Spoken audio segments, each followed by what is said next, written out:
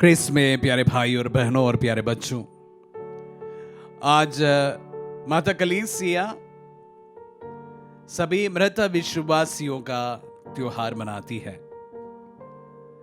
आज का सुसमाचार संत लूकस से है, अध्याय 23 पद संज्ञा 44 से 49 एवं अध्याय 24 पद संज्ञा 1 से 5 तक। अब लगभग दोपहर हो रहा था। सूर्य के छिप जाने से तीसरे पहर तक सारे प्रदेश अंधेरा छा गया। मंदिर का पर्दा बीच से फटकर 2 टुकड़े हो गए। ईसा ने ऊंचे स्वर से पुकार कर कहा, पिता, मैं अपनी आत्मा को तेरे हाथों सौंपता हूं। और यह कहकर उन्होंने प्राण त्याग दिए। शतपति ने यह सब देखकर ईश्वर की स्तुति करते हुए कहा, निश्चय ही यह मनुष्य धर्मात्मा था। बहुत से लोग यह दृश्य देखने के लिए इकट्ठे हो गए थे। वे सब के सब इन घटनाओं को देखकर अपनी छाती पीटते हुए लौट गए। उनके सब परिचित और गलीलिया के उनके साथ आई हुई नारियां कुछ दूर पर से ही ये सब देख रही थी। सप्ताह के प्रथम दिन पौ फूटते ही वे तैयार किए हुए सुगंधित द्रव्य लेकर कब्र के पास आई। उन्होंने पत्थर को कब्र से अलग लुढ़काया हुआ पाया, किंतु भीतर जाने पर उन्हें प्रभु यीशु का शव नहीं मिला। वे इस पर आश्चर्य कर ही रही थी कि उजले वस्त्र पहने 2 पुरुष उनके पास आकर खड़े हो गए। स्त्रियों ने भयभीत होकर धरती की ओर सिर झुक लिया। उन पुरुषों ने उनसे कहा, आप लोग जीवितों को मृतकों में क्यों ढूंढती हो? प्यारे भाई और बहनों, आज माता कलीसिया सभी मृत विश्वासियों का त्योहार मनाती है।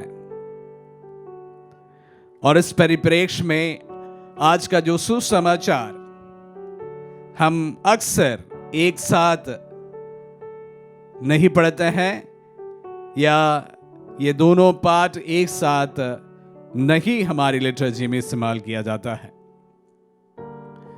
गुड फ्राइडे का दिन, पवित्र शुक्रवार के दिन प्रभु की मृत्यु तक की पाठ पढ़ा जाता है। ईस्टर के दिन प्रभु के पुनरुत्थान के बारे में जो जिक्र किए हुए पाठ पढ़ा जाता है। लेकिन आज एक दिन है जब प्रभु की मृत्यु के बारे में हमने पढ़ा और उनके पुनर्जीवन के बारे में हमने आज के सुसमाचार में पढ़ा। यही आज का इस त्योहार का मुख्य सारांश है। मृत्यु और मृत्यु के बाद का जीवन, यही आज के पूरे त्योहार को समावेश करते हैं। जिस तरह प्रभु की मृत्यु हुई और उसके बाद उनके पुनरुत्थान हुआ, हमारा विश्वास यह है कि हमारी मृत्यु होगी, विश्वास करने की जरूरत नहीं है। मैं अक्सर कहा हूं, क्योंकि मृत्यु होगी ही, इस पर विश्वास करने की बात नहीं है। लेकिन मृत्यु के बाद, मृत्यु उपरांत एक जीवन है, इस पर विश्वास करने की बात भी है। क्योंकि किसी ने मृत्यु उपरांत जाकर हमें ये सारी चीजों को हमें रिपोर्ट नहीं किया है। ऐसा नहीं है कि जो टीवी में हम देखते हैं, न्यूज़ पढ़ते समय कोई व्यक्ति न्यूज़ रूम में बैठते हैं, वो न्यूज़ पढ़ते हैं और उसके बाद में एक संवाददाता जाकर जहां पर वारदात होती है, यहां पर बातें होती है, वहां के लोगों से बातचीत करके वो रिपोर्ट करते हैं। ऐसा नहीं है। यहां विश्वास की बात है। मृत्यु, उस पर विश्वास करने की बात नहीं है। मृत्यु उपरांत जीवन, उस पर विश्वास करना ही होगा, यकीन करना ही होगा। हमारे विश्वास का मुख्य सार इसी पर आधारित है कि प्रभु की मृत्यु हुई और उसके बाद उनका पुनर्जीवन हुआ। और इस प्रकार जिस प्रकार प्रभु की मृत्यु हुई, हम विश्वासियों का हर एक इंसान की मृत्यु होगी और हमारा भी पुनरुत्थान होगा। हमारे धर्म का सबसे महत्वपूर्ण पाठ है प्यारे भाई और बहनों। और आज के दिन हम विशेष रूप से हमारे मृतक भाई बहनों को याद करते हैं, उनके लिए प्रार्थना करते हैं। और तमाम नवंबर महीने में हम अक्सर उन्हें याद करते हैं, उनके लिए प्रार्थना करते हैं। उसका मुख्य कारण एक उदाहरण स्वरूप जो पिछले साल हमारे स्वामी जी ने नवंबर 2 की पवित्र मिस्सा के दौरान जो बताए थे, उसको दोहराना चाहूंगा। हम हमारे मृतकों के लिए क्यों प्रार्थना करते हैं? हमारे अपनों के लिए जो हमसे बिछुड़ गए हैं, हमसे पहले प्रभु में बुलाए गए हैं, उनके लिए क्यों प्रार्थना करते हैं? स्वामी जी इस परिप्रेक्ष्य में एक बात हमारे सामने रखी, बहुत ही रोचक और शायद आज के इस त्योहार के लिए बिल्कुल सटीक। यह बात इस प्रकार का है कि कोई कैदी